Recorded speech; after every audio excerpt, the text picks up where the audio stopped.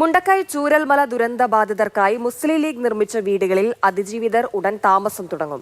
ഈ മാസം 30-ന് മുൻപ് 51 വീടുകളിൽ താമസം തുടങ്ങാനാണ് തീരുമാനം. രണ്ടാം ഘട്ടത്തിലുള്ള 54 വീടുകളുടെ നിർമ്മാണം പുരോഗമിക്കുകയാണ്. എം കമൽ തയ്യാറാക്കിയ റിപ്പോർട്ടിലേക്ക്.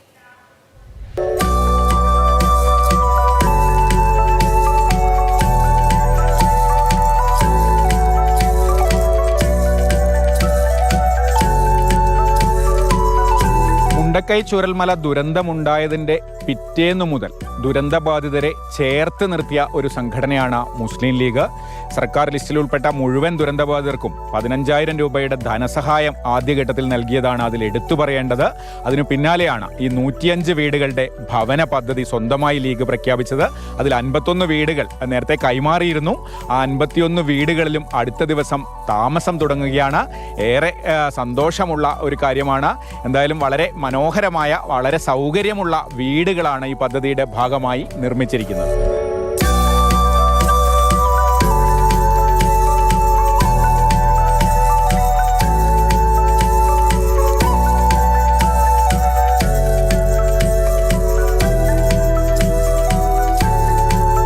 മുസ്ലിം ലീഗിൻ്റെ മുണ്ടക്കൈ ചൂരൽമല ദുരന്തബാധിതർക്കുള്ള ഭവന പദ്ധതിയിലെ വീട് കിട്ടിയ ആൾക്കാർ അടുത്ത ദിവസം താമസം തുടങ്ങാൻ പോവുകയാണ്.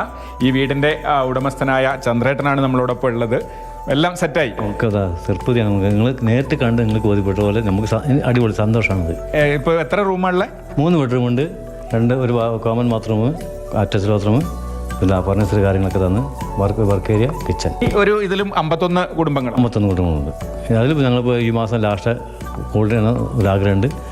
കമ്മിറ്റിക്കാരെന്താ തീരുമാനിക്കുന്നത് അതുപോലെ. എന്തായാലും സന്തോഷമായിട്ട് താമസിക്കും. അധികം സന്തോഷം, ഹാപ്പിയാണ്, സന്തോഷം. ഇന്ന് കിടന്നുറങ്ങാം. വീട് ഫുള്ള് പോയതായിരുന്നില്ലേ മുണ്ടക്കൈ?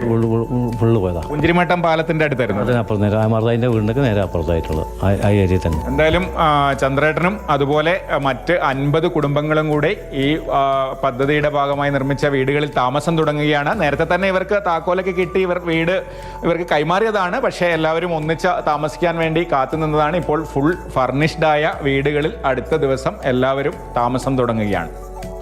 വേണുവിനൊപ്പം കമൽ, മാതൃഭൂമി ന്യൂസ്, വയനാട്.